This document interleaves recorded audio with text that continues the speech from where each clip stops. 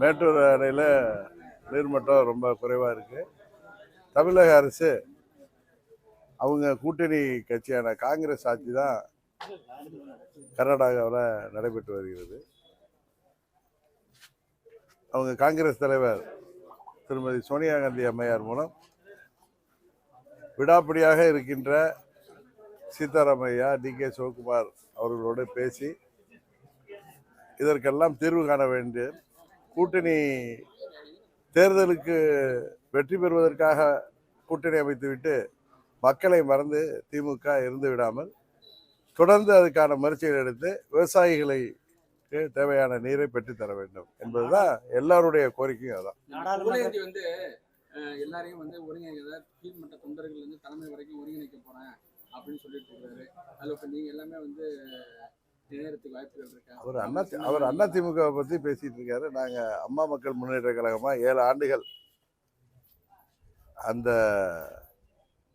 சுயநல மனிதரான பழனிசாமியை எதிர்த்து போராடிட்டு இருக்கோம். அதனால எந்த ஒரு முடிவும் நான் தனி மனிதனாக இருக்க முடியாது. அம்மாவின் தொண்டர்கள் அனைவரும் ஒன்றிணைய வேண்டும் என்பதுதான் எல்லோருடைய விருப்பமும். அதற்கு உங்களுக்கு தெரியும், ஒரு சில சுயநலவாதிகள், பதவி வெறியர்கள் பணத்திமிரினால தங்களை முன்னிறுத்தி கொள்ள வேண்டும் என்பதற்காக அம்மாவுடைய கட்சியை அழைத்து கொண்டு வருகிறார்கள் என்பது எல்லோருக்கும் தெரியும். அது இதில் என்ன ஒரு வருத்தத்தக்க விஷயம்னா, இரட்டை இலை இருக்கிறது, அம்மாவின் கட்சி பழனிசாமியிடம் இருக்கிறது என்று தாங்களே ஏமாற்றி கொண்டிருக்கின்ற தொண்டர்கள் தங்கள் நிலைமையை உணர்ந்து இன்றைக்கு அதிமுகங்கிற கட்சி, அம்மா உருவாக்கிய கட்சி, அம்மா அவர்கள் வழிநடத்திய கட்சி இன்றைக்கு பலவீனம் அடைந்து வருகிறது. இதை நாங்கள் உணர்ந்து தான் அந்த கட்சி தவறானவர்கள் கையில் போயிட்டுங்கிறதுனால தான் அம்மா மக்கள் முன்னேற்ற கழகமே தோன்றுனது. உங்களுக்கு நல்லா தெரியும், இன்றைக்கு அவங்க பல புள்ளி விவரங்களை சொல்லிட்டு இருக்காரு பழனிசாமி, பொய்யான புள்ளி விவரங்களை. 2019 அவங்க எடுத்த 20 தொகுதியில் எடுத்த வாக்குகளில் அந்த 20 தொகுதிகளில் பார்த்தீங்களாலே பயங்கர வாக்கு சதவீதம் சரிவு ஏற்பட்டிருக்கு. பணபலம் இரட்டை இலை இருந்தும் அவர்களால் சோபிக்க முடியவில்லை.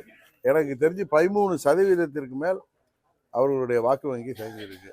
உதாரணத்திற்கு அவர் திமுகவுக்கு பி டீமாக இருந்து தேசிய ஜனநாயக கூட்டணி வெற்றி பெறக்கூடாது என்பதற்காகத்தான் வேட்பாளர்கள் நிறுத்தியிருக்காங்க.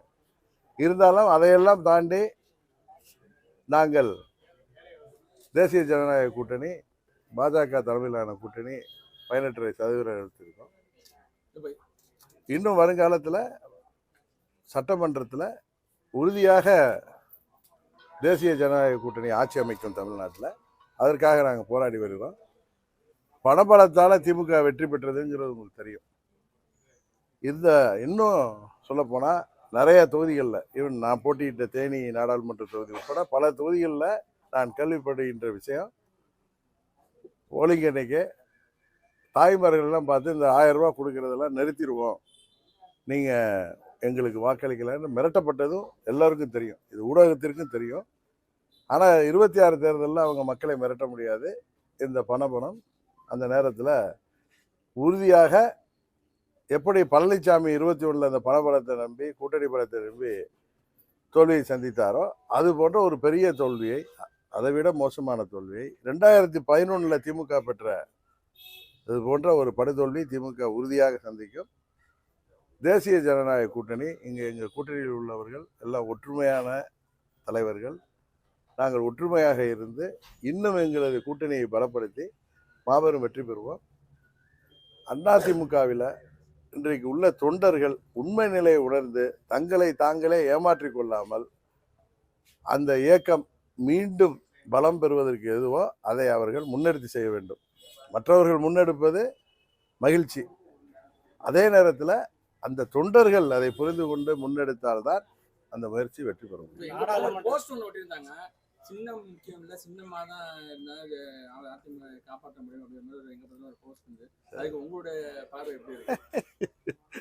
ஊடகத்தின் பார்வை தான் முக்கியம் தவிர தனிநபரான டிடிவி தினகரனுடைய பார்வையெல்லாம் அது முக்கியம் இல்லை.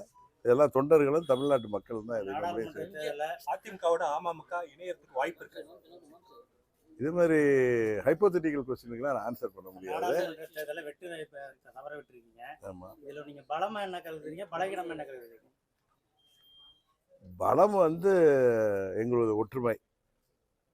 இப்போ திமுகவின் கூட்டணி பலம் பணபலத்தை எல்லாம் தாண்டி நாங்கள்லாம் உங்களுக்கு தெரியும், ஓட்டுக்கு ஒரு பைசா கொடுக்காமல் 3 லட்சம் ஓட்டுக்கிட்ட வாங்கியிருக்கோம். எனக்கு வருத்தம் அங்கே அதிமுக, அது அதிமுக கோட்டை என்று ஊடகத்தை சேர்ந்தவங்களும் என்கிட்ட கேட்பாங்க. ஏன்னா தொடர்ந்து பல ஆண்டுகளாக அங்கே ரெட்டையிலை ஜெயித்த தொகுதியில் ரெட்டையிலை டெபாசிட் போயிருக்கு. அது வருத்தம். இதுக்கெல்லாம் காரணம் யார்? பழனிசாமி. அதுதான் அதிமுக தோற்றது காரணம் பழனிசாமி. எங்களது பலவீனம் நாங்கள் ஓட்டுக்கு பணம் கொடுக்காததான்.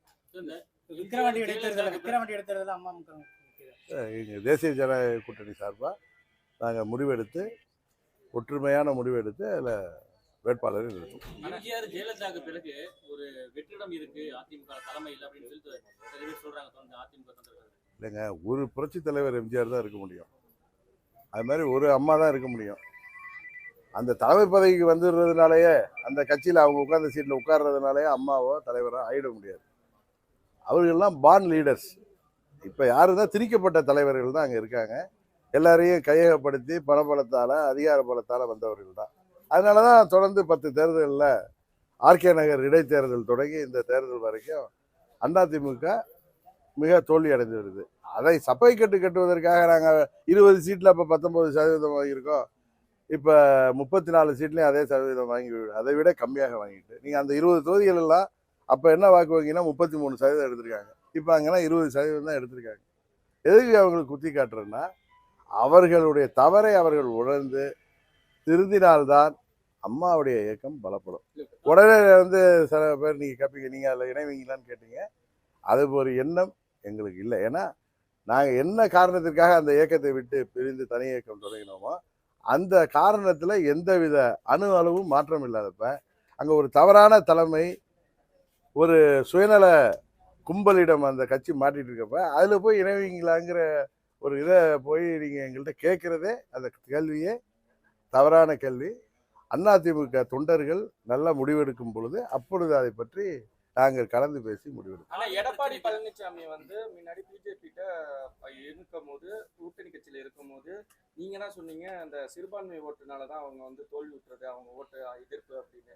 இப்ப நான் எப்ப சொன்ன அது மாதிரி சிறுபான்மை கொடுத்துருக்கீங்க. நீங்களே இப்ப பிஜேபி அலைன்ஸ் இல்லை. இப்போ 2019 அவங்களுக்கு இருந்த எதிர்ப்பு இப்போ கிடையாது. அதனால தான் அவங்களுடைய வாக்கு சதவீதம் இப்போ அதிகரித்திருக்கு. 2021 சட்டமன்ற பொதுத் தேர்தலே நான் அந்த கூட்டணிக்கு இல்லை நானும் இடம்பெறுவதாக இருந்தது.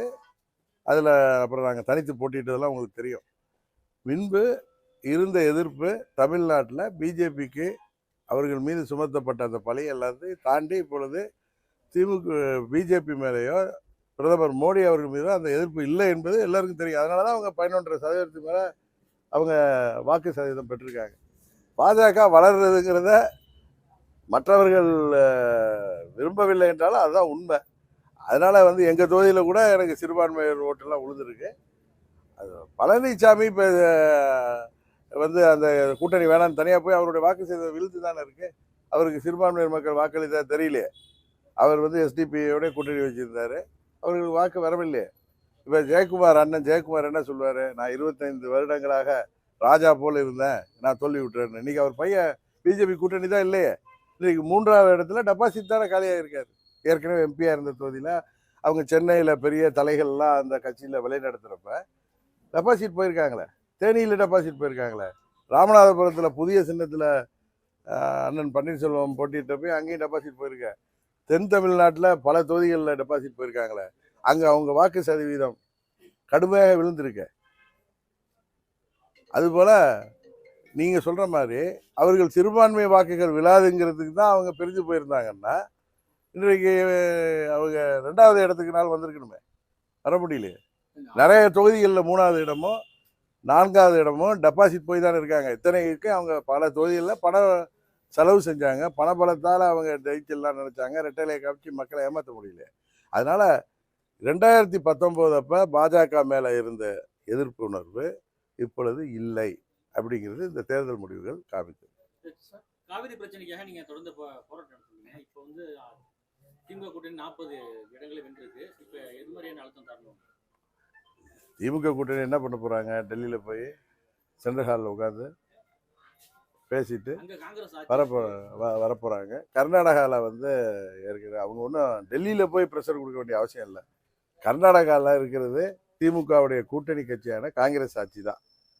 அதனால இவர்கள் வந்து திருமதி சோனியா காந்தி அம்மையார் மூலம் நமது பக்கம் உள்ள நியாயங்களை சொல்லி, நீதிமன்ற தீர்ப்புகளும் நமக்கு சாதகமாக இருப்பதை சொல்லி அங்கே அணை கட்டக்கூடாது, அதுபோல் வந்து தண்ணீர் வந்து நடுவர் மன்ற தீர்ப்புப்படி மாதம் விட வேண்டிய தண்ணீரை விட வேண்டும் என்று காங்கிரஸ் கட்சியை அவர்கள் அழுத்தம் கொடுக்க வேண்டும். இதில் போய் பார்லிமெண்ட்டில் போய் பேசி என்ன பண்ண போகிறாங்க? பக்கத்தில் இருக்கிற கர்நாடகாவில் காங்கிரஸ் ஆளுகின்ற மாநிலத்தில் அவங்க தலைமையை சொல்லி திரு ராகுல் காந்தி மூலம் அதை ப்ரெஷர் கொடுத்து தமிழ்நாட்டுக்கு பெற்றுத்தரணும். தமிழ்நாட்டில் உள்ள காங்கிரஸ் தலைவர்களும் அதை தான் செய்யணும். அதை விட்டுட்டு இவங்க போய் டெல்லியில் உட்காந்து கத்தம் போட்டு என்ன பண்ண போகிறாங்க? விக்கிரவாண்டி இடைத்தேர்தலில் வந்து பாமக போட்டியிடணும் அவங்க விருப்பம் தெரிவிச்சிருக்காங்க. அது மாதிரி நீங்களும் கூட்டணி கட்சியில வந்து அமமுக தலைவர் போட்டியிட விருப்பம் தெரிவிப்பீங்களா? என்னது? விக்கிரவாண்டி இடைத்தேர்தல பாமக அவங்க போட்டியிடணும்னு விருப்பம் தெரிவிச்சிருக்காங்க கூட்டணி கட்சியில இருந்தாலும். அதே மாதிரி அந்த கூட்டணி கட்சியில அமமுக சார்பாக போட்டியிடுறதுக்கு நீங்க வாய்ப்பு கேட்பீங்களா? அதாவது நேற்று தான் பாஜக தலைவர், எங்கள் கூட்டணி தமிழ்நாடு கூட்டணி தலைவர் திரு அண்ணாமலைகிட்ட இது சம்பந்தமாக பேசியிருக்கோம். விரைவில் நல்ல முடிவு எடுத்து நாங்கள் அனைவரும் ஒற்றுமையாக இருந்து எங்கள் வேட்பாளரை அறிவித்து விக்கிரவாண்டி இடைத்தேர்தலில் அந்த அதிகார துஷ்பிரயோகம் செய்கிற திமுகவை எதிர்த்து நாங்கள் போட்டியிட்டு வெற்றி பெறுவதற்கான அனைத்து முயற்சிகளையும் செய்வோம். அதிமுக தோல்விக்கு தலைமை தான் காரணம் அப்படின்னு சொல்லிட்டு இருக்கீங்க. தலைமை அகற்றத்துக்கு ஏதாவது போராட்டங்கள் இல்லை ஏதாவது சட்ட அவங்க இன்னொரு கட்சியில் தலைமை, அந்த தொண்டர்கள் தான் தங்க நிலைமையை உணர்ந்து செய்யணுமே தவிர அந்த கட்சி தலைமையை போய் ஆற்றுறதுக்கு நாங்கள் தான் தனியாக அம்மா மக்கள் முன்னேற்ற கழகம் வந்துட்டோம். நான் ஏற்கனவே பல முறை சொல்லியிருக்கேன், அம்மாவின் தொண்டர்கள் அனைவரும் ஒன்றிணையணும்னு சொல்லியிருக்கேன். ஒன்றிணைந்து அவர்கள் யார் தலைமையை விரும்புகிறாங்களோ அந்த தலைமையில் அந்த அம்மாவுடைய இயக்கம் வந்தால்தான் அது வந்து அந்த இயக்கத்தை பலப்படுத்தும். சரியா இருப்பான்னு நினைக்கிறீங்க? அது தொண்டர்கள் முடிவு செய்யணும். சார், மத்திய சட்டத்துறை அமைச்சர் வந்துட்டு இன்னைக்கு சொல்லியிருக்காரு, அந்த மாதிரி யூனிஃபார்ம் சிவில் கோட் அது வந்து பாஜகவுடைய வாக்குறுதியாக இருக்குது, அதை நாங்கள் பர்சியூ பண்ணுவோம்னு சொல்லியிருக்காங்க. அதே மாதிரி ஜிஎஸ்டியில் வந்துட்டு பெட்ரோல் கொண்டு வரதுக்கும் நாங்கள் முயற்சி எடுப்போன்ற புதிய பெட்ரோலியத்துறை அமைச்சர் சொல்லியிருக்காரு. இந்த 2 விஷயங்களை எப்படி பார்க்குறேன்? இப்போ யூனிஃபார்ம் சிவில் கோடு நாங்கள் பெரிதும் வழங்குகின்ற அம்மா அவர்களும் அதில் ஆதரவாக இருந்தாங்க. அதனால் அம்மாவுடைய வழியில் வர்ற நாங்களும் அதுக்கு ஆதரவாக தான் இருக்கோம். அது தவறு இல்லை. ஒரு நாட்டில் ஒரே சட்டம் இருப்பது தான் நல்லது. ஜிஎஸ்டியில் பெட்ரோலியம் கொண்டு வர்றாங்கிறாங்க, அதுக்கும் முயற்சிகள் எடுப்போம்னு பெட்ரோலியத்துறை அமைச்சர் நேற்று சொல்லியிருக்காரு. சரி, ஏற்கனவே ஜிஎஸ்டி கவுன்சிலில் ஏர் ஃபியூயல் அப்புறம் க்ரூட் ஆயில் இதுக்கெல்லாம் ப்ரொபோசல் போயிருக்கு. ஆனால் கவுன்சில் இன்னும் அதை அக்செப்ட் பண்ணல. சரி, இந்த எப்படி பார்க்குறீங்க? இந்த முயற்சி பார்ப்போம், அது கவுன்சில் என்ன பண்ணுன்னு பார்த்துட்டு அதுக்கப்புறம் அது சம்மந்தமாக நம்ம கட்சியினுடைய இது எப்படி சார்? ஜிஎஸ்டி வந்தா பெட்ரோல் விலை குறையும்னு சொல்றாங்க. அதாவது மக்களுக்கு நாட்டுக்கு எது நல்லதோ அது நடக்கின்ற போது அதை ஆதரிப்போம், இல்லை என்றால் அதற்கு எதிராகத்தான் நாங்கள்